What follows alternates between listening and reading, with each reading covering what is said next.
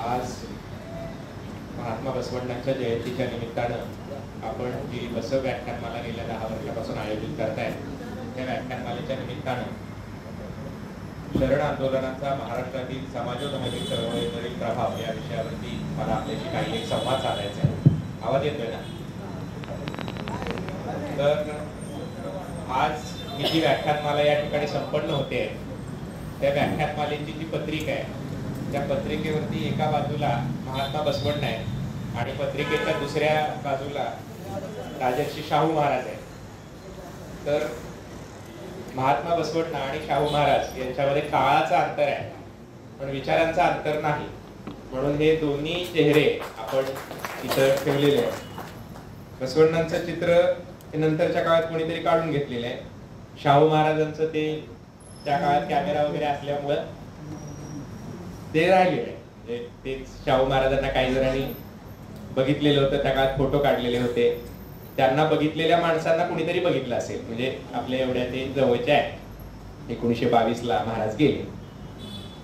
तर मला सांगायचा मुद्दा हा आहे की बसवण्णा आणि शाहू महाराज यांच्या एकमेकांच्या वैचारिक नात्याचा जरी उलगडा आपण करत गेलो तरी महाराष्ट्रातल्या समाजोधार्मिक चळवळींवरचा त्यांचा प्रभाव आपल्याला स्पष्ट करून सांगता येईल. बसवण्णांच्या काळात एक शरण होते, हविणहाळ कल्लय्या असं त्यांचं नाव होतं. हविणहाळ कल्लय्या यांची एक गोष्ट मी वाचली, राजू जुगरेच्या पुस्तकात ती गोष्ट आलेली आहे आणि ती मला इतकी मनोरंजक वाटली आणि महत्वाची वाटली. ती तुमच्यापैकी बऱ्याच जणांना माहित असेल, पण तरी मी परत सांगतो. हविणहाळ कल्लय्या हे जातीने सोनार होते आणि त्यांची एक मुलगी होती. ती पाणी घेऊन येत होती आणि पाणी घेऊन येताना काही ब्राह्मण त्या मुलीला दिसले आणि ब्राह्मण दिसल्या तिनं ती जी घागर होती मातीची ती खाली टाकली आणि फोडली. ब्राह्मणाने विचारलं असं का केलं, तर तिनं सांगितलं की मला ब्राह्मणांचा विटाळ झालेला आहे. आतापर्यंतच्या इतिहासामध्ये ब्राह्मणांना सगळ्यांचा विटाळ होत होता, पण भारताच्या इतिहासातले असं पहिलं प्रकरण होतं की ज्याच्यामध्ये ब्राह्मणाचा विटाळ झालेला होता. ते ब्राह्मण चिडले, ते म्हणायला लागले की आतापर्यंत असं कधी काय घडलं नाही, ब्राह्मणाचा कुणीच विटाळ मानत नाही, तू कसा काय विटाळ मानते? ते म्हटले हो, माझ्यावर तसे संस्कार आहेत, माझ्या घरातून तसे संस्कार झालेले आहेत आणि म्हणून मी ब्राह्मणांचा विटाळ मानते. त्याच्यानंतर ते चिडलेले ब्राह्मण त्या मुलीच्या वडिलांकडे म्हणजे हविणहाळ कल्लय्यांच्याकडे गेले आणि हविणहाळ कल्लय्यांच्याकडे जाऊन त्यांनी असं सांगितलं की अहो, तुमची मुलगी फारच वेगळ्या विचारांची वाटते आम्हाला, काय झालं? तर त्या मुलीनं आम्हाला बघितल्या मातीची घागर खाली टाकली आणि फोडली आणि आम्ही विचारलं की का फोडली, तर तिनं सांगितलं की तुमचा विटाळ झाला म्हणून फोडली. ते म्हटले बरोबर केलं माझ्या मुलीने. असं कसं काय? अहो, ब्राह्मणांना सगळ्यांचा विटाळ होतो, पण ब्राह्मणांचा विटाळ कोणाला होत असतो का? ब्राह्मण सगळ्यात श्रेष्ठ आहे. ते म्हटले कशामुळे श्रेष्ठ आहे? त्यांनी सांगितलं की आम्हाला वेदाचा अधिकार आहे, त्याच्यामुळे आम्ही सर्वात श्रेष्ठ आहोत. हविणहाळ कल्लय्या म्हटले की वेदाचा अधिकार असल्यामुळे जर तुम्ही सर्वश्रेष्ठ असाल तर वेद काय, माझं पुत्र पण बोलू शकते म्हटले. आणि पुत्र कसं काय बोलू शकते? तर हविणहाळ कल्लय्यांनी त्या कुत्र्याला सांगितलं, कुत्र्यानं वेद बोलले, वेदाचा उच्चार केला. अशी कथा आहे, अशी गोष्ट आहे. आपल्या भारतीय समाजात आणि जगभर गोष्टींच्या माध्यमातून एक मूल्य विचार रुजवण्याची पद्धत आहे. जगभर, भारतामध्ये सुद्धा बुद्धांच्या जातक कथा आहेत, अनेक याच्यामध्ये मिथक कथा असतात आणि त्यातनं काहीतरी एक मूल्य विचार पेरायचा असतो. सशाशील कासवाची गोष्ट आपल्याला माहिती आहे. दोघांची शर्यत लागली आणि त्याच्यामध्ये जिंकलं कोण? तर कासव जिंकलं. वास्तविक पाहता अशा दोन प्राण्यांचं कधी बोलणं होऊ शकत नाही, बोलणं झालं तर शर्यत लागू शकत नाही आणि समजा लागली तरी त्याच्यात कासव जिंकू शकत नाही. पण त्यातनं एक मूल्य विचार द्यायचा असतो की सतत प्रयत्न करणारा माणूस हा जिंकतो, त्याच्यात क्षमता कमी असताना सुद्धा. तसं या कथेतनं काहीतरी एक मूल्य विचार हविणहाळ कल्लय्यांना द्यायचा आहे. तो कथेतला मूल्य विचार काय आहे? तर कथेतला मूल्य विचार असा आहे की ज्या वेदाच्या आधारावरती तुम्ही स्वतःचं श्रेष्ठत्व समाजावर प्रस्थापित करू पाहता ते वेद मुळात खोल आहे, या प्रकारचा विचार देण्यासाठी अशी कथा हविणहाळ कल्लय्यांच्या बाबतीमध्ये सांगितली जाते. आता ही कथा मी जेव्हा सांगितली तेव्हा तुमच्यापैकी अनेकांच्या डोक्यात असा विचार चमकून गेलेला असणार आहे की आपल्या महाराष्ट्रामध्ये ज्ञानेश्वर माऊलींच्या बाबतीत जी प्रसिद्ध कथा आहे त्या कथेचा कुठे ना कुठेतरी थोडासा प्रकाश आपल्याला पडलेला दिसतो. म्हणजे हविणाळ कल्लयनंतर साधारण 100 वर्षांनी माऊलींच्या बाबतीत ही कथा सांगितली गेलेली आहे. काय कथा आहे तर ज्ञानेश्वर माऊली आणि त्याच्या सगळ्या भावंडांना संन्याशाची मुलं म्हणून वाळीत टाकलेलं होतं आणि त्याचा काय गुन्हा होता त्याचे अनेक कारण सांगतात. पण जे आपल्याला माहिती आहे ते कारण असं की त्यांचे वडील संन्यासाश्रमात गेले आणि संन्यासाश्रमातून परत गृहस्थाश्रमात आले, त्याच्यामध्ये आरूढ पतित झाले. म्हणजे संन्यासाश्रम हा वरचा आश्रम मानला जातो आणि गृहस्थाश्रम हा खालचा आश्रम मानला जातो. खालच्या आश्रमातून वरच्या आश्रमात जाणं ठीक आहे, पण ते वरच्या आश्रमातून खालच्या आश्रमात म्हणजे संन्यासाश्रमातून गृहस्थाश्रमात आले आणि त्यांना मुलं झाली म्हणून या 4 मुलांना वाळीत टाकलं. आणि 12 वर्षांनी म्हणजे जेव्हा निवृत्तीनाथांच्या मुंजीचं वय झालं तेव्हा मुंज करण्यासाठी म्हणून ते गावातल्या ब्राह्मणांच्याकडे गेले. तेव्हा त्या गावातल्या लोकांनी सांगितलं की आम्ही निवृत्तीनाथांची मुंज करू शकत नाही, कारण तुम्ही संन्यासाश्रमातून गृहस्थ आश्रमात आलेला आहे, हे पाप तुमच्याकडनं घडलेलं आहे आणि हे पाप जोवर प्रायचित्त घेऊन फिटत नाही तोपर्यंत तुमच्या मुलाची मुंज करता येणार नाही. त्यांनी सांगितलं काय प्रायचित्त आहे? त्यांनी सांगितलं की तुम्हाला देहांत प्रायचित्त घ्यावं लागेल. देहांत प्रायचित्त म्हणजे देहच अर्पण करायचा, म्हणजे थोडक्यात आत्महत्या करणं हाच एक पर्याय सांगितला किंवा आत्मसमर्पण असा शब्द आपण वापरू. तर त्याच्यानुसार त्यांनी देहांत प्रायचित्त घेतलं. मग ही मुलं परत ब्रह्मवृंदांच्याकडे गेली आणि त्यांनी असं सांगितलं की आम्हाला आता तरी मुंजीची परवानगी द्या, आता तरी आमची मुंज करा. तरी गावातल्या लोकांनी सांगितलं की हा अधिकार आम्हाला नाही, तुम्हाला पैठणला जावं लागेल आणि तिथल्या धर्मपीठाची परवानगी घ्यावी लागेल, तेव्हा तुम्हाला या प्रकारची मुंज करता येईल. पैठण म्हणजे त्यावेळेचं हायकोर्ट आणि काशी म्हणजे त्यावेळेचं सुप्रीम कोर्ट. मग हे 4 भावंड पैठणला गेले आणि पैठणला गेल्यावर तिथे वाद सुरू झाला. तो वाद नामदेवरायांनी आदी नावाच्या ज्ञानदेवांच्या चरित्रामध्ये नोंदवलेला आहे. काय बराचसा वाद झाला आणि त्यांनी सांगितलं माऊलींनी की प्रत्येकाला वेदाचा अधिकार मिळायला पाहिजे. त्यांनी सांगितलं प्रत्येकाला प्रत्येक जीवाला मिळायला पाहिजे, तर तो रेडा आहे त्या रेड्याला आपण वेदाचा अधिकार द्यायचा का? रेडा वेद बोलेल का? ते म्हटले रेड्याला वेद मी बोलवून दाखवतो. आणि पैठणमध्ये त्या ज्ञानेश्वर नावाच्या रेड्यावर माऊलीने हात ठेवला आणि तो ज्ञानेश्वर नावाचा रेडा बोलायला लागला. रेड्याची नावं ज्ञानेश्वर असतात, माझं नाव ज्ञानेश्वर आहे. तर त्या रेड्याच्या डोक्यावर हात ठेवला माऊलीने, रेडा वेद बोलायला लागला. ही कथा आपण ऐकलेली आहे. तर याचा परिणाम काय झाला? याचा परिणाम तुकाराम महाराज सांगतात, रेड्यामुखी वेद वदविला गर्व द्विजांचा हरविला.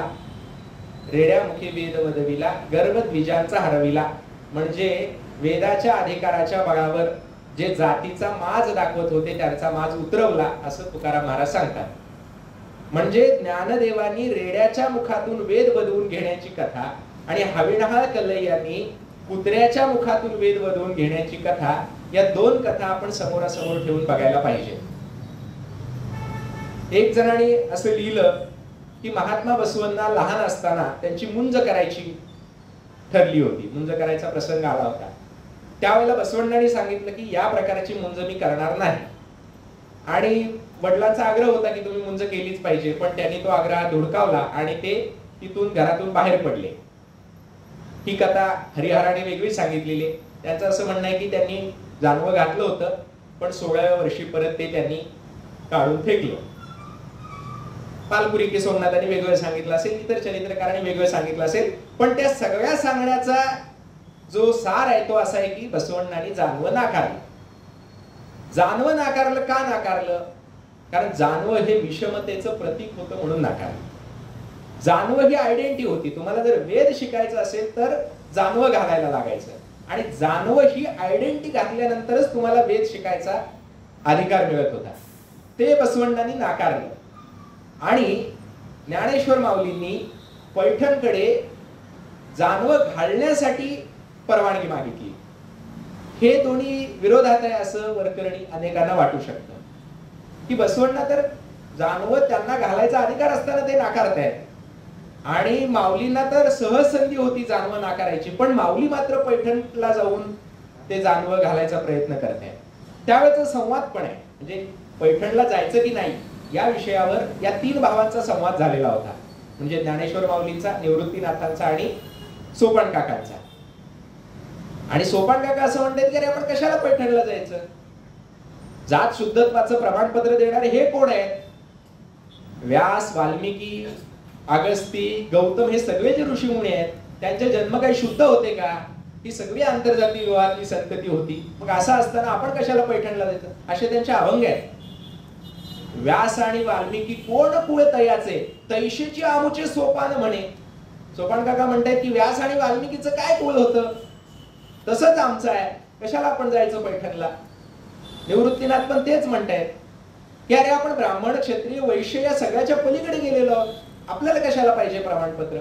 पण तरी माऊली या दोघा भावांची समजूत घालून त्यांना पैठणला नेतात. हे का करतात? हे करण्याचं कारण आहे गर्वद्विजांचा हरविला, जे मगाशी तुकाराम महाराजांनी सांगितलेलं होतं की त्यांना त्यांची लायकी दाखवून देण्यासाठी का होईना पण आपल्याला पैठणला गेलं पाहिजे. आता हे असंच होतं असं मी लावलेला अन्वय अर्थ आहे असं तुम्हाला वाटेल, पण त्याच्यासाठी म्हणून मी मगाशी तुम्हाला शाहू महाराज दाखवले. शाहू महाराजांचा लढा हाच होता. शाहू महाराजांनी काय केलं? आपल्याला प्रसंग सगळ्यांना माहिती आहे की पंचगंगेच्या ठिकाणी शाहू महाराज आंघोळी करत होते आणि त्यांच्याकडे एक भटजी मंत्र म्हणत होते. ते मंत्र म्हणत असताना ते पुराणातले मंत्र म्हणत होते आणि हे राजाराम शास्त्री भागवतांनी पाहिलं. राजाराम शास्त्री भागवत हे शाहू महाराजांचे मित्र होते आणि मग राजाराम शास्त्री भागवतांनी त्यांना विचारलं की तुम्ही पुराणातले मंत्र का म्हणताय? ते म्हटले अहो शूद्रांना पुराणातलेच मंत्र म्हणतात. मग शाहू महाराज काही शूद्र आहेत का? हो शूद्रच आहेत, कारण कलियुगामध्ये क्षत्रिय आणि वैश्य हे दोन्ही वर्ण नष्ट झालेले आहेत, त्याच्यामुळे 2च वर्ण उरलेले आहेत, एक ब्राह्मण दुसरा शूद्र, फार तर तिसरा अतिशूद्र, पण क्षत्रिय आणि वैश्य हा वर्णच नाही. आणि हे जेव्हा शाहू महाराजांनी ऐकलं तेव्हा शाहू महाराजांना धक्का बसला आणि मग शाहू महाराजांचं बंड त्या पंचगंगेच्या तीरावर उभा राहिलं आणि बघता बघता संपूर्ण महाराष्ट्रात हे वेदोक्त प्रकरण गाजलं. जे शाहू महाराज जे घडले ते ह्या वेदाच्या प्रकरणामुळेच घडलेले आहे. शाहू महाराजांनी ज्या काही सुधारणा केल्या आणि जी काही सामाजिक समतेची भूमिका ठामपणे घेतली त्याच्या मागचं एक महत्वाचं कारण या वेदोक्त प्रकरणाच्या निमित्ताने या प्रवृत्तींचा कावेबाजपणा शाहू महाराजांच्या लक्षात आला होता. साधा वेदाचा अधिकार देण्यासाठी यांची एवढी खळखळ चालली असेल तर सामान्य माणसाला हे किती भयंकर त्रास देत असतील हे शाहू महाराजांना त्यातनं समजलं. म्हणजे बसवण्णांनी जानवं नाकारणं आणि शाहू महाराजांनी जानवं घालता यावं याच्यासाठी वेदोक्त चळवळ उभी करणं, ह्या 2 विरोधातल्या गोष्टी वाटत असल्या तरी त्याचा अंतःसूत्र एक आणि ते समतेच आहे. महर्षी दयानंद सरस्वती हे नाव आपण ऐकलं असेल. आर्य समाजाचे संस्थापक होते. ते वेद प्रामाण्य मानणारे होते. वेदांचा त्यांना अत्यंत अभिमान होता. वेदांचं स्पष्टीकरण देणारे अनेक व्याख्यानं करत होते. सत्यार्थ प्रकाश नावाचं पुस्तक वेदांच्या आधारावरती त्यांनी लिहिलं होतं. आता हे दयानंद सरस्वती आणि त्याच वेळेला महात्मा ज्योतिबा फुले काय करत होते? महात्मा ज्योतिबा फुले हे सगळं वेद वगैरे नाकारत होते. त्यांना वेदाचं वगैरे काय फारसं आकर्षण नव्हतं ना आदरही नव्हता. पण दयानंद सरस्वतींना जेव्हा पुण्यामध्ये त्यांची मिरवणूक निघाली, त्या मिरवणुकीवर दगडफेक करणं किंवा त्याला त्रास देण्याचा प्रयत्न काही सनातनी मंडळी करत होती, तेव्हा त्या मिरवणुकीमध्ये महात्मा ज्योतिबा फुले अग्रभागी राहिले आणि त्या मिरवणुकीला संरक्षण दिलं. आता जे दयानंद सरस्वती वेदांचं प्रामाण्य स्वीकारतायत, वेदांचा सन्मान करतायत, त्या दयानंदांना वेदांना मानणाराच दुसरा सनातन्यांचा प्रवाह विरोध करतोय आणि वेदांना न मानणारे महात्मा फुले दयानंद सरस्वतींना संरक्षण देत आहेत आणि समर्थन करतायत. प्रश्न वेद मानणं किंवा न मानणं हा नाहीये. प्रश्न सामाजिक समता मानता की सामाजिक विषमता मानता हा आहे. बसवण्णांनी जे जानवं नाकारलं ते सामाजिक समता प्रस्थापित करण्यासाठी आपल्याला कोणत्याही कर्तृत्वाशिवाय जो एक विशेषाधिकार मिळालेला आहे तो विशेषाधिकार नाकारणं असं त्या जानवं नाकारण्याचा अर्थ आहे. आणि ज्ञानेश्वर माऊलींनी जानवं घालण्याची परवानगी मागणं किंवा शाहू महाराजांनी जानवं घालण्याची परवानगी मागणं हा सामाजिक विषमता आणि वर्चस्ववाद याला दिलेलं आव्हान आहे, त्याच्या विरुद्ध केलेलं बंड आहे. ते दोघांचा हेतू एकच आहे. म्हणून हविनाहळ कल्लयाची आणि माऊलींची कथा मी सुरुवातीला समोरासमोर ठेवली. तीच कथा माऊलींची आहे, फक्त प्राणी बदलला एवढंच. म्हणजे आधी ज्ञानेश्वर नावाचा रेड आहे आणि त्याच्या आधी कुत्रा आहे, तर फक्त प्राण्यांची नावं बदललेली आहेत, कथा तीच आहे, मूल्य विचार तोच आहे. हे असंच घडलं असेल का? योगायोगानेच या कथा आल्या असतील का? तर मला असं वाटत नाही. योगायोगाने या कथा आल्या असतील असं वाटत नाही. बसवण्णांचा विचार, बसवण्णांच्या या कथा 100-150 वर्ष या महाराष्ट्र आणि कर्नाटकाच्या तेलंगणाच्या परिसरामध्ये फिरत असणार आहे. त्या आख्यायिकांचा परिचय असल्यामुळेच माऊलींच्या नावाने या प्रकारची कथा आलेली आहे. इतर कुठल्याही अभिजनी, सनातनी किंवा कुठल्याही या प्रकारच्या प्रतिगामी विचारसरणीच्या सत्पुरुषाच्या बाबतीत अशा कथा तुम्हाला दिसणार नाहीत. त्या वेदाचा सन्मान करणाऱ्याच कथा दिसतील. पण या दोन कथा एकाच मूल्य विचाराने प्रेरित होऊन आलेले आहेत. म्हणून वेदासाठी जे बंड शाहू महाराजांनी केलं किंवा ज्ञानेश्वर माऊलींनी केलं तेच बंड महात्मा बसवण्णांनी केलेलं होतं. आणि मग बसवण्णांचं एक वचन आहे, डॉक्टर एम कलबुर्गी यांनी ते वचन घेऊन त्याचा खूप सुंदर अर्थ दिलेला आहे. ते वचन काय मला नीट पाठ नाही, पण तरी मोडकं तोडकं जसं मला येईल तसं सांगतो. त्याचं विश्लेषण त्यांनी जे केले तेच सांगतो. तुमच्यापैकी अनेकांना ते वचन माहिती असेल. मातंग चन्नय्याचा मी पुत्र आहे असं त्या वचनाचा शेवट आहे. आणि अनेक वचनांमध्ये ते असं म्हणतात की मी मातंग चन्नय्याचा पुत्र आहे. म्हणजे जानवं नाकारण्याचा प्रवास हा मी मातंग चन्नय्याचा पुत्र आहे म्हणण्यापर्यंत येत असतो. ते बसवण्णा म्हणतात की मी मातंग चन्नय्याचा पुत्र आहे.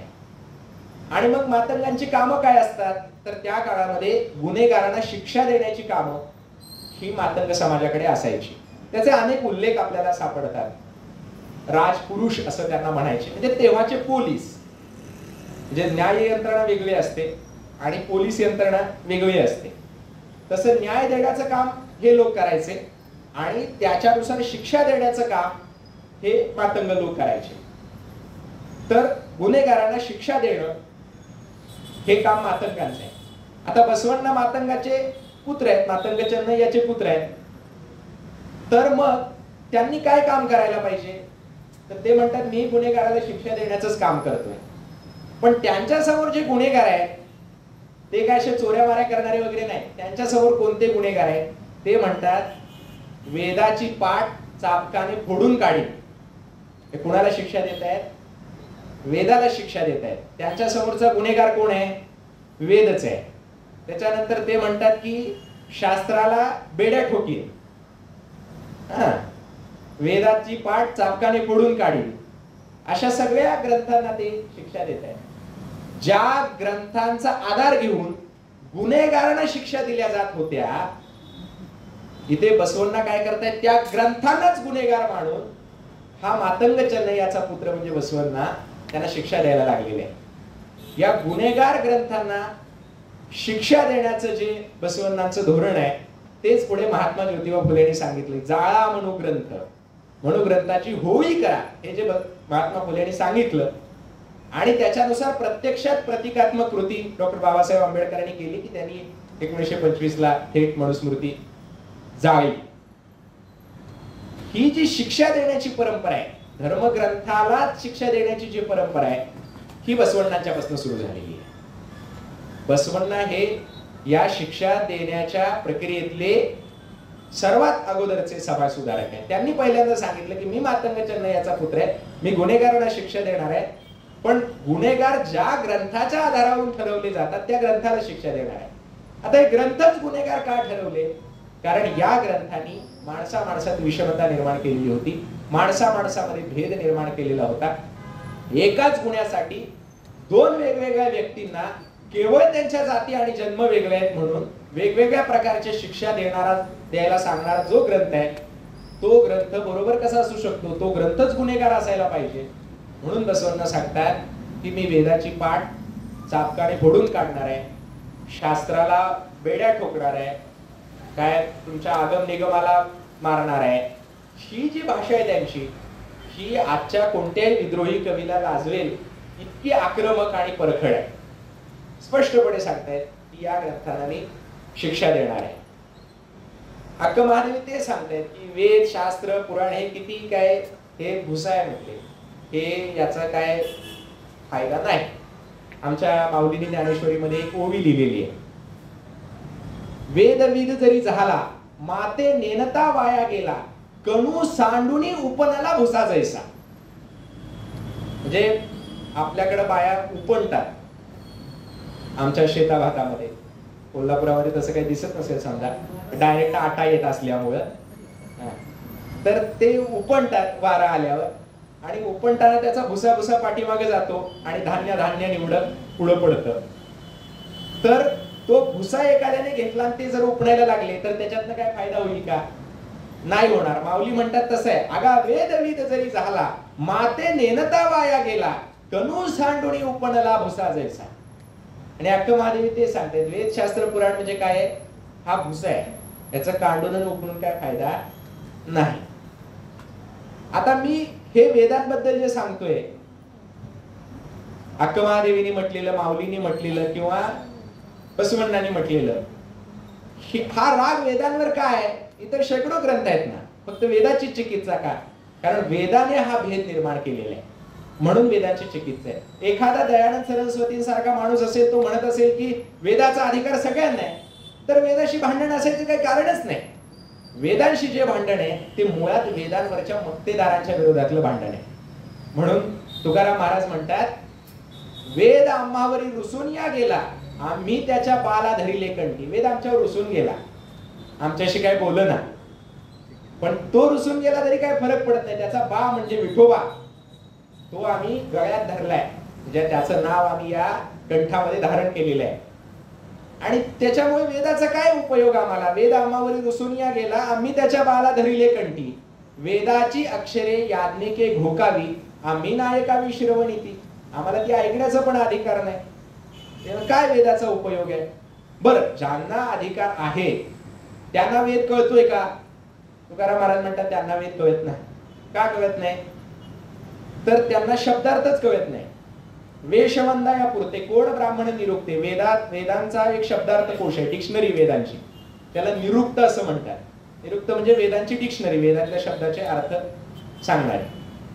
तर मग वेदातले जे शब्द आहेत त्या शब्दाचा अर्थ असणारा हा शब्दार्थ कोश म्हणजे निरुक्त, हाच कुणी वाचलेला नाही, त्याच्यामुळे त्यांना शब्दार्थच कळत नाही. बरं, समजा एखाद्याला शब्दार्थ कळलाच तर भावार्थ कळत नाही. शब्दार्थ वेगळा, भावार्थ वेगळा. आपण म्हणतो की पायात चप्पल घालायची, वास्तविक पायात चप्पल घालतो का चपलेत पाय घालतो? चपलेत पाय घालतो. किंवा एखाद्या वेळेला गडबड झाली तर आपण काय म्हणतो, लगेच अंगात शर्ट घालून लगेच आलो. तर अंगात शर्ट घालतो का शर्टात अंग घालतो? शर्टात अंग घालतो, पण म्हणतो का असं आपण? चपलीत पाय घालतो, पण म्हणतो का तसं आपण? म्हणजे शब्दार्थ वेगळा असतो आणि भावार्थ वेगळा असतो. समजा एखाद्या अधिकार असलेल्या ब्राह्मणाला वेदाचा अर्थ कळला तरी देखील त्याचा भावार्थ त्यांना कळत नाही. मग वेदाचा खरा अर्थ कुणाला कळतोय? तुकाराम महाराज म्हणतात आम्हाला कळतोय. जरी वेदाचा औपचारिक अधिकार आम्हाला नसला तरी वेदाचा खरा अर्थ आम्हाला कळतोय. तुकाराम महाराज म्हणतात वेदाचा तो अर्थ आम्हाशीच खावा, येरानी वहावा भार माता, ही बाकीचे भारवाही आम्हाला आहे. वेदाचा खरा अर्थ आम्हाला माहिती आहे. म्हणजे हे वेदाचं प्रकरण इतकं गाजलेलं आहे की ते पुढे शाहू महाराज घडवायला कारणीभूत ठरलेले आहे. म्हणजे सांगायचा मुद्दा काय, वेदोक्त प्रकरण घडलं नसतं तर चांगलंच झालं असतं. म्हणजे भेदच संपला असता तर चांगलं झालं असतं, तर वेदोक्त प्रकरण घडलं नसतं तर चांगलं झालं असतं. पण वेदोक्त प्रकरण का घडलं? कारण भेद अस्तित्वात होता, म्हणून वेदोक्त प्रकरण एक निमित्त घडलं आणि त्या निमित्ताने शाहू महाराज या व्यवस्थेच्या विरोधात लढायला तयार झाले. त्यांना लिंगायत परंपरेविषयी आकर्षण होतं. त्यांच्या काही भाषणांमध्ये उल्लेख आहे तसे. ते म्हणतात की आपण लिंगायतांसारखं आणि जैनांसारखं स्वतंत्र व्हायला पाहिजे, आणि मग त्या दिशेने काही पावलं सुद्धा त्यांनी टाकली. क्षात्र जगत गुरुपीठाची निर्मिती हा जो प्रयोग आहे हा याच प्रक्रियेतून निर्माण झालेला प्रयोग आहे. म्हणजे सर्व प्रकारची धार्मिक आणि सामाजिक गुलामगिरी त्याच्या विरोधात लढण्याची जी शाहू महाराजांची भूमिका आहे, ती भूमिका बसवण्णांच्या विचारांशी नातं सांगणारी आहे. आणि म्हणून बसवण्णा, वारकरी परंपरा आणि शाहू महाराज हे असं एका लाईनीमध्ये येणार आहे, एका रेषेत येणार आहे. त्याच्या आधी महात्मा ज्योतिबा फुले. ज्योतिबा फुल्यांच्या चरित्रामध्ये असा उल्लेख आहे की फुल्यांनी बसवण्णांची वचनं वाचलेली होती. विदर्भातले पंढरीनाथ पाटील नावाचे त्यांचे चरित्रकार होते. पहिलं महात्मा फुल्यांचं विस्तृत चरित्र या पंढरीनाथ पाटलांनी लिहिलं. त्या पंढरीनाथ पाटलांनी लिहिलेल्या महात्मा ज्योतिबा फुल्यांच्या चरित्रामध्ये असा उल्लेख आहे की महात्मा बसवण्णांची वचनं ही महात्मा ज्योतिबा फुलेंनी वाचलेली होती. हे दोन महात्म्यांमधलं नातं आहे. आणि म्हणून महात्मा ज्योतिबा फुलेंच्याही ग्रंथामध्ये असा ढोबळ उल्लेख आढळतो की लिंगायत लोक, ई असा शब्द, ई लिंबूचा, य आपण य गाईचा म्हणतो ना, तर ते लिंगायत असा शब्द आहे त्याच्यात. लिंगायत लोक विटाळ मानित नाही असं महात्मा फुले म्हणतात. तर हे जे शाहू महाराजांवरचा प्रभाव आहे, हा जो महात्मा ज्योतिबा फुल्यांवरचा प्रभाव आहे, हा जो वारकरी संतांवरचा प्रभाव आहे, तो या शरण आंदोलनाचा महाराष्ट्रातल्या धार्मिक आणि सामाजिक चळवळीवर झालेला परिणाम आहे. आणि तो मुख्यत्वे सामाजिक समतेच्या विचारांचा भाग आहे. मगाशी सांगितलं तसं या सगळ्याच्या मुळाशी सामाजिक समतेचा विचार आहे. बसवण्णांच्या शरण आंदोलनात अशी अनेक माणसं होती की ज्या माणसांच्या जाती आज आपल्याला माहित नाही, एवढ्या जातीची माणसं आपल्याला दिसतात. त्याच्यातलं एक नाव आहे किन्नरी ब्रह्मय्या. यांची एक रंजक अशीच गोष्ट आहे. बसवण्णांच्या नुसत्या गोष्टी वाचायला पाहिजे. जसं साने गुरुजींची आपण श्यामची आई म्हणतो किंवा साने गुरुजींच्या गोष्टी म्हणतो, तशा बसवण्णांच्या गोष्टी करून आपण वाचायला पाहिजे. इतक्या त्या मनोरंजक आणि संस्कारक्षम गोष्टी आहेत. काय गोष्ट आहे तर एकदा बसवण्णांच्या महामनेमध्ये ते किन्नरी ब्रह्मय्या जेवायला आले होते. बसवण्णांनी जेवायला बोलवलं असेल. त्यावेळेला काय हॉटेलमध्ये जाऊन पार्टी करायची पद्धत नसणार, तर मग जेवायला बोलवलं आणि किन्नरी ब्रह्मय्या जेवायला गेले. जेवण चांगलं झालं असणार, पण एका गोष्टीचा अभाव होता. कशाचा? जेवणामध्ये तोंडी लावायला कांदा नव्हता. किन्नरी ब्रह्मय्या म्हटले जेवण पांचट झाले सगळं. का? तर याच्यात कांदाच नाही.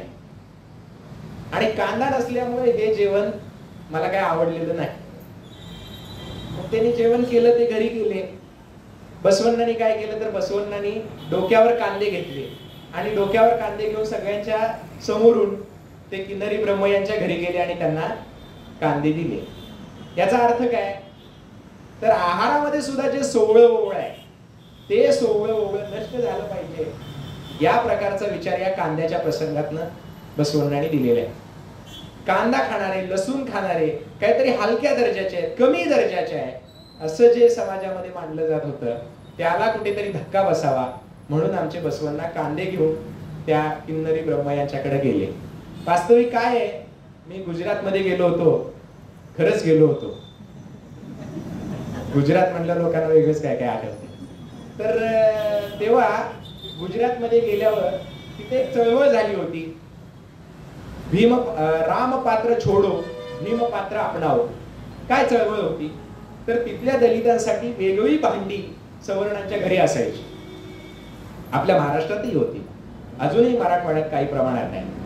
तुटके कप, कानतुटके कप वगैरे चहा पिण्यासाठी असतात. तसं गुजरातमध्ये चहा पिण्यासाठी एक खापराचं भांड घराच्या बाजूच्या छपरामध्ये ठेवलेलं असायचं दलितांसाठी. तर ते काढून टाका, त्याला रामपात्र म्हणायचे, ते काढून टाका आणि भीमपात्र अपनाव, म्हणजे बाबासाहेबांच्या नावाने भीमपात्र अपनाव अशी ती चळवळ होती. मला मुद्दा हा सांगायचा आहे की दलितांसाठी सवर्णांच्या घरी आणि ब्राह्मणांच्या घरी ब्राह्मणेतरांसाठी वेगळी भांडी आत्ताच्या काळापर्यंत होती. 12व्या शतकात महात्मा बसवण्णांनी किन्नरी ब्रह्मय्यांना सन्मानाने जेवायला घरी बोलवलेले, आणि नुसतं बोलवले असं नाही तर त्यांच्यासारखं आपलं जेवण बनायला पाहिजे. आपलं जे आहे ते त्यांनी खायला पाहिजे ना, आपला आदर्श घ्यायला पाहिजे असं नाही. तर आपल्या जेवणात ज्या चुका आहेत त्या चुका त्यांनी दाखवल्या पाहिजे, त्याच्यानुसार आपण सुधारलं पाहिजे. कांदा लसूण आपण खात नाही, आपली चूक आहे. ते जर कांदा लसूण खात असतील तर खाल्ला पाहिजे आपण पण कांदा लसूण. तर हे कांदा लसूण खाणं जे आहे, शेवटी कांदा लसूण खाल्ला काय न खाल्ला काय ज्याच्या त्याच्या इच्छेचा प्रश्न आहे, आवडीनिवडीचा प्रश्न आहे. पण कांदा लसणाच्या बाबतीत ते नाहीये. कांदा लसणाच्या बाबतीमध्ये हे आहे की कांदा लसूण खाणारा हा काहीतरी खालच्या दर्जाचा असतो आणि कांदा लसूण न खाणारा हा काहीतरी उच्च दर्जाचा असतो. ही जी मानसिकता आहे त्या मानसिकतेचा हा प्रश्न आहे. बाकी पुराणिक लोक घरात जाऊन कांदे खातच होते. तुकाराम महाराज सांगतात, पुराणिक म्हणविती जाऊन कांदे ते भक्षिती. मी तर पुराणात सांगताना सांगणार कांदे वगैरे खाऊ नका, लसूण खाऊ नका, घरी जाऊन तेही खातच होते. तुम्हाला एक गंमत सांगतो जे विनोदासाठी म्हणून. बाबासाहेबांच्या बहिष्कृत भारतमध्ये हा प्रसंग आलाय. काय झालं होतं तर एका ठिकाणी ब्राह्मणांची मटणाची खानावळ होती, खास ब्राह्मणांसाठी काढली. आणि ती का काढली त्याचं स्पष्टीकरण दिलं होतं की हे ब्राह्मण लोक उघड समाजात त्यांना मांसाहार करता येत नाही आणि त्याच्यामुळे ते चोरून मांसाहार करणार आणि चोरून मांसाहार करायचं असेल तर ब्राह्मणेतराच्या घरी करावं लागणार, तेवढं तरी वाचेल म्हणून ब्राह्मणांच्या स्वतंत्र मटणाच्या खानावळी केल्या गेल्या. तर सांगायचा मुद्दा काय, हे चोरून खातच होते कांदा लसूण, पण ते उघडपणे खात नव्हते कारण त्याच्याशी सामाजिक दर्जा ठरवला जात होता.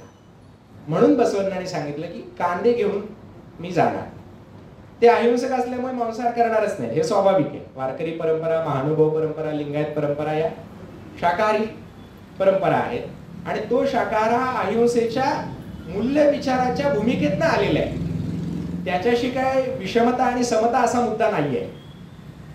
तर कांद्याचा प्रसंग हा किन्नरी ब्रह्म यांच्या जीवनातला आहे. दुसरा एक प्रसंग आहे केवड्याच्या फुलाचा. केवड्याचं फूल हे शंकराला चालत नाही. तुम्ही जर आता मोबाईलवर सर्च करून बघितलं केवड्याचं फूल शंकराला का चालत नाही, तर त्याच्या एवढ्या भारी भारी गोष्टी तुम्हाला ऐकायला मिळतील. त्या केवड्याने शंकराला कसं फसवलं होतं, ब्रह्मदेवाची बाजू घेऊन वगैरे वगैरे, त्या केवड्याच्या फुलाच्या कथा तुम्हाला दिसतील. म्हणजे केवड्याचं फूल शंकराला चालत नाही म्हणून महात्मा बसवण्णांनी मुद्दाम केवड्याचं फूल शंकराला अर्पण केलं. म्हणजे तिकडं उत्तरेमध्ये जर काशीला देह ठेवला तरी मोक्ष मिळतो आणि मगरला देह ठेवला, मगरला जर मृत्यू झाला तर नरकात जातं, अशा प्रकारची समजूत होती. म्हणून कबीराने काय केलं, कबीराने मुद्दाम आयुष्य काशीत घालवलं पण देह ठेवायला ते मगरला गेले आणि मगर मध्ये जाऊन त्यांनी देह ठेवला, अशी कथा आहे. म्हणजे हे जे रूढ संकेत आहे त्या संकेतामागे कुठला जर कार्यकारण भाव नसेल तर असे संकेत धुडकावून लावण्याचा संदेश हा बसवण्णांच्या या दोन कथांमधनं मिळतो. त्याच्यात काही लोकांच्या फक्त धार्मिक भावना दुखाव्यात असा बसवण्णांचा हेतू नव्हता. ते अत्यंत व्यापक विचाराचे होते. त्यांचं म्हणणं असं होतं की केवड्याचं फूल शंकराला अर्पण केलेलं चालत नाही असं जे तुमचं म्हणणं आहे त्याच्या मागची जी कथा आहे ती काही बुद्धीला पटणारी नाही, म्हणून आम्ही केवड्याचं फूल शंकराला मुद्दाम अर्पण करतो. किंवा कांदा खाल्ल्यामुळे कुणीतरी जर हलक्या दर्जाचं होत असेल तर म्हणून आम्ही मुद्दाम कांदा खातो. अशा दोन कथा आहेत. आणखी दोन गोष्टी आहेत. एक शिवनागमय्या म्हणून त्यांचे एक शरण होते. काहीतरी दलित वस्तीमध्ये बसवण्णा गेले होते आणि त्यांना त्या घरातनं ओम नमः शिवाय असा शंकराचा नाममंत्र उच्चार ऐकायला मिळाला. हे शिवभक्ताचं घर आहे म्हणून महात्मा बसवण्णा त्याच्या घरामध्ये गेले आणि जेवले. त्याच्यामुळे दरबारामध्ये सगळा आगडोंब उसळला आणि बसवण्णांनी अधर्म केला, बसवण्णांनी धर्म बुडवला म्हणून त्यांच्या विरोधामध्ये तक्रारी करण्यात आल्या. तेव्हा बसवण्णांनी त्यांची बाजू तिथं मांडली. अशा प्रकारच्या कथा आहेत. त्याच्यापेक्षा इंटरेस्टिंग गोष्ट मला आमच्या सिद्धरामय्यांची वाटली. आमच्या म्हणजे आमच्या सोलापूरचे आहेत म्हणून. तर लोकांना असं वाटायचं की सिद्धरामय्या धनगर होते, हे पण धनगर आहे त्याच्यामुळे आमच्या म्हणतायत काय, तर असं काय नाही. तर सिद्धरामय्या म्हणजे आमच्या सोलापूरचे. त्यावेळेला सोलापूर म्हणत नव्हते, त्यावेळेला सोन्नलगी म्हणत होते. पुन्हा ऊन वाढलं ते सोलारपूर असं झालं, मग सोलापूर झालं असं मी विरोधाने म्हणतोय. हा असं काही नाही झाले. तर ते सोन्नलगी होतं, त्यावेळेला त्याला सोन्नलगी म्हणायचे. या सोन्नलगीचे हे सिद्धरामय्या बसवण्णांच्या प्रभावीतलेच एक शरण होते. या सिद्धरामय्यांनी सोलापुरात एक तळ खोदलेलं आहे आणि त्या तळ्यामध्ये हे सिद्धरामय्यांचं मंदिर आहे. आमच्याकडची लोक त्याला तळ्यातला महादेव असं म्हणते. त्यांचा पण तळ्यातला महादेव करून टाकलेला आहे.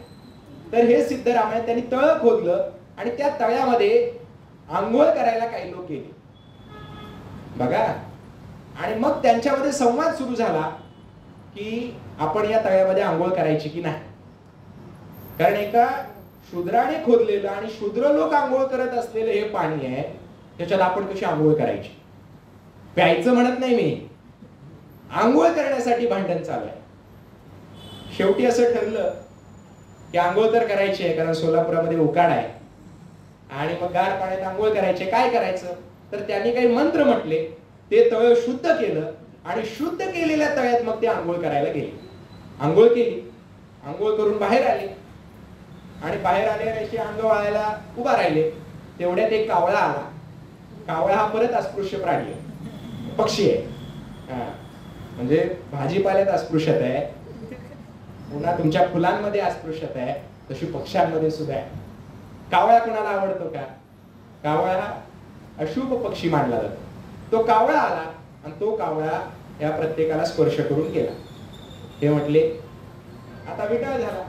परत ते आंघोळ करायला गेले, परत आंघोळ करून बाहेर आले, परत तो कावळा प्रत्येकाला शिवून गेला, परत ते आंघोळ करायला. मग नंतर त्यांच्या लक्षात आलं सिद्धरामय्यासारख्या थोर सत्पुरुषांनी आंघोळ करून खरं म्हणजे पावन केलेल्या या तळ्याला शुद्ध करणं हा आपला मूर्खपण आहे.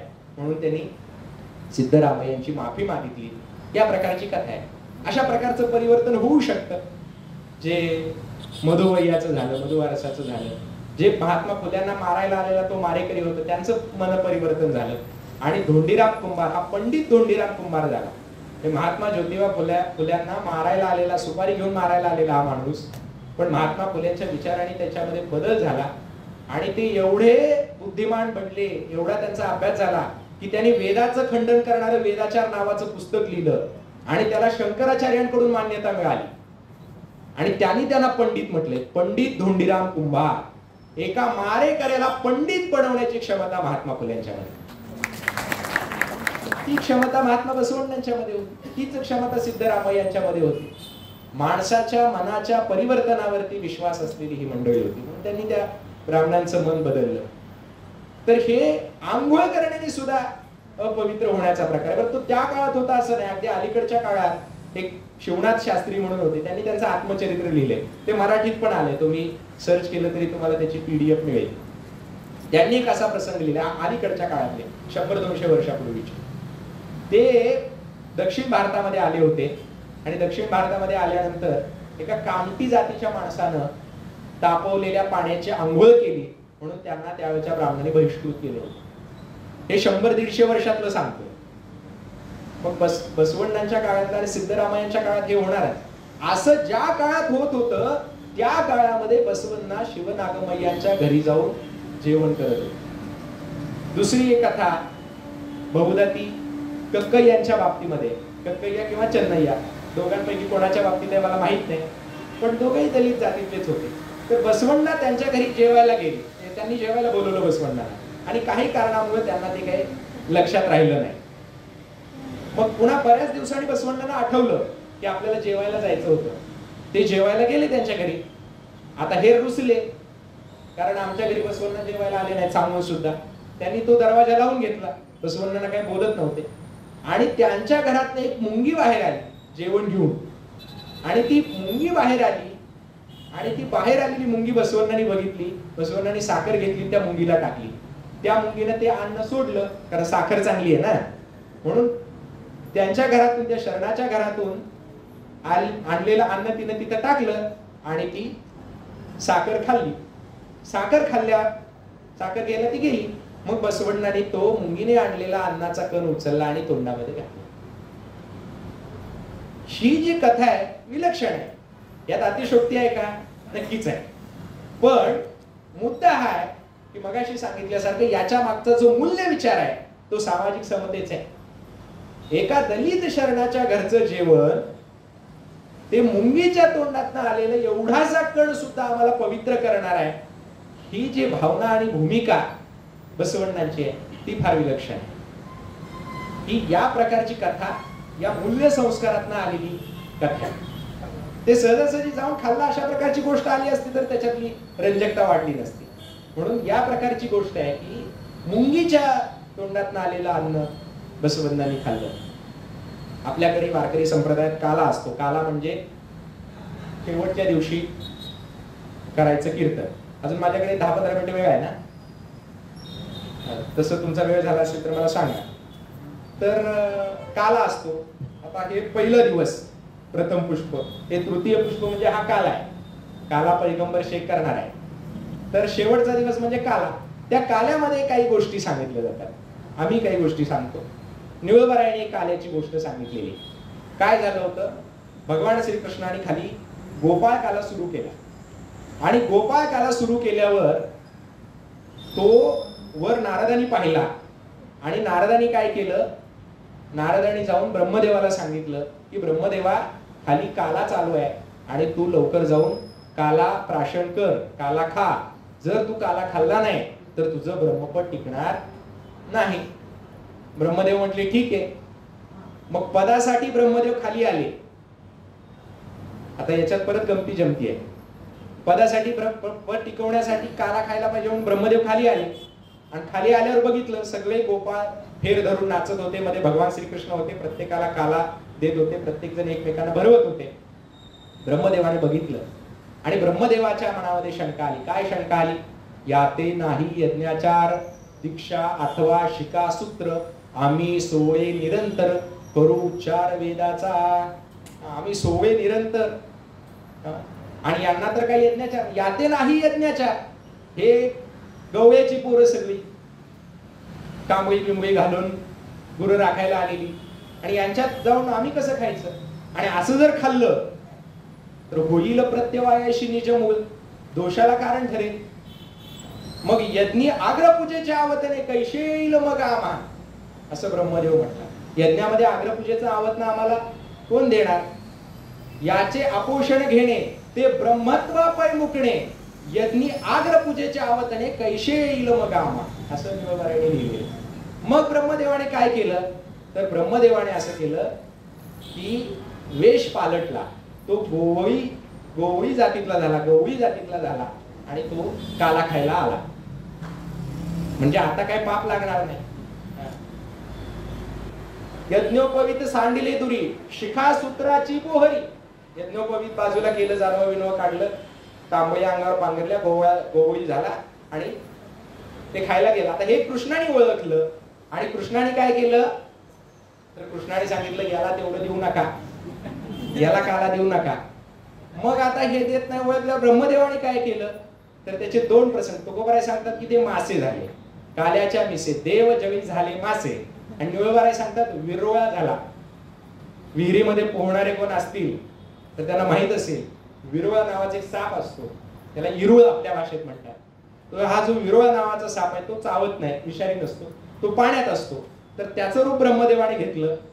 कारण हे जेव्हा हात धुवायला नदीमध्ये येतील तेव्हा त्या काल्याचा प्रसाद आपल्याला मिळेल आणि मग आपण उद्धारून जाऊ. आणि तुकाराम महाराज सांगतात की ते मासे बनले. पण भगवान श्रीकृष्ण त्याच्यापेक्षा हुशार होते. श्रीकृष्णाने सांगितलं गड्या हो आपण नदीवर जायचं नाही. पोरं म्हटली का जायचं नाही? तिथून मोठोच्या मोठं भूत आलंय. भूताची भीती तेव्हापासून घालणारे लोक आहेत. तर भूत आले. मग म्हटले काय करायचं, पाणी कुठनं प्यायचं? तर ते म्हटले की ताक प्या, ताक पिऊन तहान भागवा. ताक पितो पण हे हात सगळे भरलेले, काय करायचे? तर भगवान श्रीकृष्णाने सांगितलं पार्श्वभागाला पुसा. आता बाकीच्या ठिकाणी का पुसायचे नाही तर तिथं देवाचं अधिष्ठान असतं म्हणून ते पुसायचे नाही. आता लोक पाठीमागच्या खिशाचा वापर पैसे ठेवायला करतात, तर पाठीमागे पुसा म्हणून सांगितलं. म्हणजे हे सांगण्याचा मुद्दा काय आहे, ब्रह्मदेवाला काला मिळू नये याच्यासाठी भगवान श्रीकृष्णाने प्रयत्न केले. याचं कारण असं आहे की आपलं पद टिकवण्यासाठी काला करणारे लोक, जेव्हा आंतरजातीय सहभोजनाचं प्रकरण निघालं होतं त्यावेळेला अशा गमती जमती झाल्या होत्या. क्रांतीवीर बाबूजी पाटणकर, आपले भारत पाटणकर आहेत, त्यांचे वडील, त्यांचा एक किस्सा सांगितला त्यांनी, तर त्यांच्या चरित्रातही नोंदवलेलं आहे. जेव्हा आंतरजातीय सहभोजनाला सगळ्यांनी भाकरी आणलेल्या होत्या, सगळेजण बसले जेवायला, तर जेवायला ताटात वाढलेलं होतं पण या लोकांनी घरातनं भाकरी आणल्या होत्या, ते खायचे. म्हणजे आंतरजातीय सहभोजनात सुद्धा अशा अनेक प्रकार झालेले आहेत. आंतरजातीय सहभोजन करायला म्हणून यायचं, पण प्रत्यक्ष अंतर ठेवूनच आंतरजातीय सहभोजन करायचं. तर असं करणारे जे लोक आहेत की समाजात आम्ही पुरोगामी आहोत असं दाखवण्यासाठी, आपलं पुरोगामी विचारधारेतलं पट टिकवण्यासाठी, जसं ब्रह्मदेव ब्रह्मपट टिकवण्यासाठी प्रयत्न करत होते, अशा कोंडीत सापडलेल्या लोकांचं प्रातिनिधिक चित्रण निळोबरायणी किंवा तुकोबरायणी या ब्रह्मदेवाच्या कालेच्या माध्यमातून केलेलं आहे. म्हणजे एका बाजूला बसवण्णा हे तो काला मिळावा, तो काय पदासाठी नव्हता, म्हणून तो मुंगीच्या तोंडातून आलेला अन्नाचा कण घ्यायला आतुर झालेले आहे, आणि दुसऱ्या बाजूला तो काला मिळू नये याच्यासाठी वेश बदलणारी ही प्रवृत्ती सुद्धा तुकाराम महाराजांनी निळोबरायणी नोंदवलेली आहे. मला सांगायचा मुद्दा काय, हा सामाजिक समतेचा मूल्य विचार जो बसवण्णाने दिला, तोच विचार वारकरी संत परंपरेने दिला, तोच फुले शाहू आंबेडकरांनी, विठ्ठलरामजी शिंदे असतील, न्यायमूर्ती रानडे असतील, अशा अनेक समाज सुधारकांनी या महाराष्ट्रामध्ये तो मूल्य विचार दिलेला आहे. आणि म्हणून या वेगवेगळ्या जातीतले शरण आपल्याला दिसतात. म्हणजे त्यातली सहज नावं जर काढली तर आपण 5-6 दलित जातीतले शरण आपल्याला दिसतात. बुरुड समाजाचे शरण बुरुड केतय्या, त्याच्यानंतर हे महार शिब नागमय्या, कोलार समाजातले उरिलिंग पेती आहे, त्याच्यानंतर मातंग चन्नई आहे, ढोर कक्कई आहे, चर्मकार हरळई आहे. किती वेगवेगळ्या जाती, त्यांची नावं सुद्धा आपल्याला माहित नाही. आणि इतर ज्याला आज आपण ओबीसी म्हणतो त्यातल्या तर किती जाती असतील, आणि व्हीजेएनटी आणि एनटी याच्यातल्या तर किती जाती असतील. तर अशा सगळ्या जातीचं एक मोठं संघटन त्यांनी उभं केलं. खरं तर हे जातीचं संघटन नव्हतं, जातमुक्त समाजाचं संघटन होतं. आणि तो जातमुक्त समाज म्हणजे लिंगायत समाज आहे. म्हणून मग जसं यशदादांनी उल्लेख केला की आम्ही जरी जन्माने लिंगायत नसलो तरी बसवण्णांच्या विचारधारेप्रमाणे विचाराने लिंगायत आहोत. आणि हा विचाराने लिंगायत असण्याचा वारसा महात्मा बसवण्णांनी आपल्याला दिलेला होता. आणि तो महाराष्ट्राच्या शेजारीच कर्नाटक असल्यामुळे महाराष्ट्रामध्ये तो विचार रुजणं स्वाभाविक होतं. त्यांची एक जी कारकीर्द झाली ती मंगळवेढ्यामध्ये, आमच्या त्यावेळेला त्याला मंगळवाड असं म्हटलं जायचं, तिथं ती कारकीर्द झाली. आणि म्हणून तो जो परिसर आहे सगळा कर्नाटकच्या शेजारचा पट्टा, नांदेड, लातूर, सोलापूर, सांगली, कोल्हापूर, या सगळ्या भागामध्ये हा लिंगायत समाज आपल्याला मोठ्या प्रमाणात दिसतो. इथं नामदेवराय गेले नसतील असं शक्यच नाही, इथं ज्ञानोबाराय गेले नसतील असं शक्यच नाही. हे सगळे संत गेले होते. त्यांच्यापूर्वी 100 वर्षाच्या अगोदर झालेली परंपरा त्यांना नक्कीच माहीत असणार आहे. म्हणून अत्यंत सावधपणाने त्यांनी बसवण्णांचाच विचार अधिक ताकदीने पुढे नेला वारकरी संत परंपरेच्या माध्यमातून. हा सामाजिक समतेचा विचार होता, स्त्रियांच्या मुक्तीचा विचार होता. बसवण्णांच्या परंपरेमध्ये अक्क महादेवी होत्या, कितीतरी स्त्रिया होत्या. अक्क नागम्मा होत्या, नीलांबिका होत्या, गंगांबिका होत्या, काळवे नावाची एक शरण होती, उरिलिंग पेतींच्या पत्नीच होत्या. त्या कितीतरी शरणी होऊन गेल्या. त्यांनी वचनं लिहिली त्या काळात 12व्या शतकामध्ये. अजूनपर्यंत स्त्रियांना पाश्चात्य देशांमध्ये त्यांच्या नावाने लिहायचा अधिकार नव्हता, पण 12व्या शतकामध्ये बसवण्णांच्या काळातल्या सगळ्या शरणींनी त्यांच्या नावाने वचनं लिहिलेली आहे. तोच वारसा वारकरी परंपरेमध्ये इकडे जनाबाई आहेत, मुक्ताबाई आहेत, सोयराबाई आहेत, बहिणाबाई आहेत, या सगळ्या संत स्त्रिया आपल्याला वारकरी परंपरेमध्ये दिसतात. म्हणून हा जो सामाजिक समतेच्या विचारांचा बसवण्णांचा वारसा आहे, तोच वारसा आपल्याला वारकरी परंपरेमध्ये सापडतो. आणि त्याचाच प्रभाव संपूर्ण महाराष्ट्रातल्या सगळ्या सामाजिक आणि धार्मिक सुधारणांच्या ज्या चळवळी झाल्या त्याच्यामध्ये सापडतो. शाहू महाराजांनी जी चळवळ उभारली त्या चळवळीमध्ये 4 प्रमुख जाती होत्या असं त्यावेळेच्या लोकांनी लिहिलेलं आहे. कारण सुरुवातीला जेव्हा ब्राह्मणांच्या वर्चस्वाला विरोध करायचा तर त्याच्याशी तुल्यबळ असलेल्या जाती, तर त्याच्यामध्ये कायस्थ होते, जैन होते, मराठा स्वाभाविकच होते आणि लिंगायत होते. तर या 4 प्रमुख जाती या शाहू महाराजांच्या लढ्यामध्ये होत्या असं त्या वेळच्या लोकांनी लिहून ठेवलेलं आहे. आणि मग स्वाभाविकच या जे लिंगायत लोक होते त्यांना आपल्या पूर्व परंपरेचा इतिहास माहीत असतो, त्यामुळे त्यांनी बसवण्णांचा सगळ्या शरणांच्या विचारांचा इतिहास शाहू महाराजांना सांगितलेला असणार आहे. त्यामुळे लिंगायत विचार हा क्रांतिकारी विचार आहे हे शाहू महाराजांना माहीत होतं. हेच महात्मा फुल्यांच्या बाबतीमध्ये घडलेलं आहे. ते महात्मा फुल्यांनाही माहीत होतं, बाबासाहेबांना काही प्रमाणात ते माहीत होतं. विठ्ठलरामजी शिंदेनी तर त्याच्यावर भागवत धर्म नावाचं जे पुस्तक लिहिलेलं आहे त्याच्यामध्ये लिंगायत परंपरेविषयी काही स्वतंत्र उल्लेख त्यांनी केलेले आहे. तर हे जे काही त्या काळातल्या सगळ्या समाज सुधारकांवर, विचारवंतांवर हा मोठा प्रभाव राहिलेला आहे. पण मधल्या काळात काय झालं तर बसवांना गेल्याच्या नंतर या चळवळीचं वैदिकीकरण झालं आणि एका मोठ्या षडयंत्रामध्ये अडकवण्याचं काम झालं. सोवळ ओवळ जातीभेद परत सगळ्या गोष्टी आल्या. म्हणजे आमच्याकडे तर अशी पद्धत आहे की जे दलित किंवा ओबीसी जातीतले लिंगायत लोक आहेत त्यांना वाटतं की आम्ही काहीतरी लिंगायत आहोत पण जरा कमीतले आहोत. म्हणजे जेव्हा इंग्रजांनी काही तर त्या सामाजिक हे करायचं ठरवलं, लिखाण करायचं ठरवलं, तेव्हा तर एक जणांनी सांगितलं होतं की जंगम आणि वाणी म्हणजे 16 आणे लिंग आहेत, त्याच्या खालच्या जाती म्हणजे 8 आणे लिंग आहेत, त्याच्या खालच्या जाती म्हणजे दलित जाती ज्या आहेत त्या 4 आणे लिंग आहेत. तर हे जे काय 16 आणे, 8 आणे, 4 आणे हे काय बसवण्णांना मान्य नव्हते. सगळेजण 16 आणेच लिंगायत आहेत आणि हे 16 आणे लिंगायत असणं हे बसवण्णांच्या विचारांचं मूर्त रूप असायला पाहिजे होतं. पण दुर्दैवाने ही 4 आणि 8 आण्याची जी विभागणी झाली श्रेणीबद्ध पद्धतीची, नवचातुर्वर्ण व्यवस्था या समाजात रुजलेली, ते बसवण्णांच्या विचारांच्या विरोधात आहे हे दाखवून देण्याचं काम डॉक्टर एम कलबुर्गींनी केलं. त्यांनी संशोधन करून रीतसर हा सगळा पट उलगडून दाखवला. म्हणून या आधुनिक शरणाला सुद्धा सनातन्यांच्या गोळीला बळी पडावं लागलं आणि त्यात त्यांचं हौतात्म्य त्यांना पत्करावं लागलं.